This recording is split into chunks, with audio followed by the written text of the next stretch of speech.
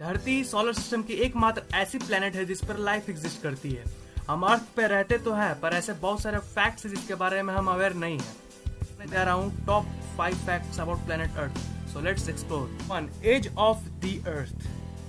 क्या आपको पता है कि धरती की एज 4.543 बिलियन ईयर्स है, मतलब कि 454 करोड़ ईयर्स। अब आपके मन में क्वेश्चन आया होगा कि अर्थ की एज साइंटिस्ट ने कैलकुलेट कैसे की होगी।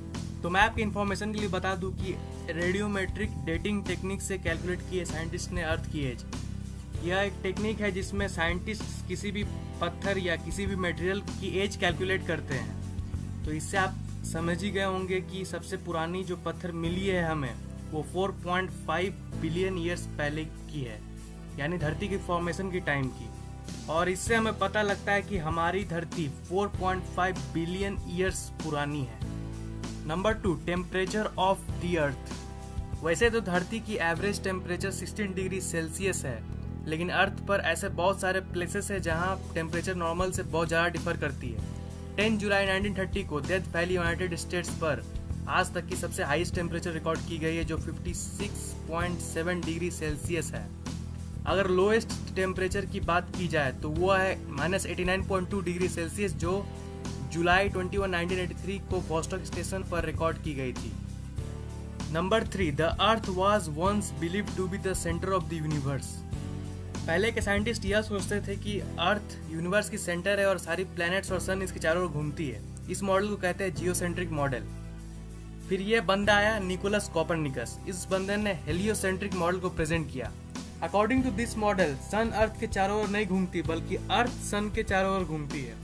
और ये तो हम जानते ही कि जियो मॉडल गलत है और हेलियो मॉडल बिल्कुल सही। Number 4. The rotation of the earth is gradually slowing down. जी हाँ, आपने अपने कानों से बिल्कुल सही सुना। अर्थ की रोटेशनल स्पीड धीरे धीरे स्लो होते जा रही है। अगर हम डी एक्सेलेरेशन रेट की बात करें तो ये 17 मिली सेकेंड पर 100 ईयर्स की है।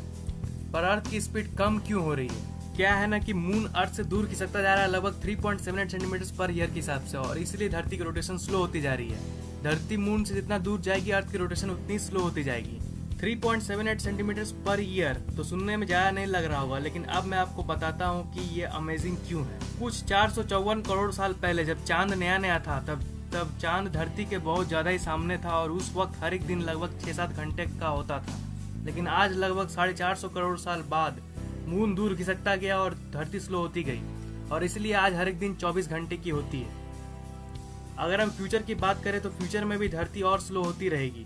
14 करोड़ साल बाद धरती की हर एक दिन की ड्यूरेशन 24 से 25 आवर्स में बदल जाएगी। Number 5. Revolution speed of the अर्थ। हम लोग सब जानते हैं कि अर्थ सन के चारों ओर रिवॉल्व करती है, लेकिन इसकी रेवोल्यूशन स्पीड पता है आपको कितनी है? इसकी रेवोल्यूशन स्पीड है 30 किलोमीटर पर सेकेंड।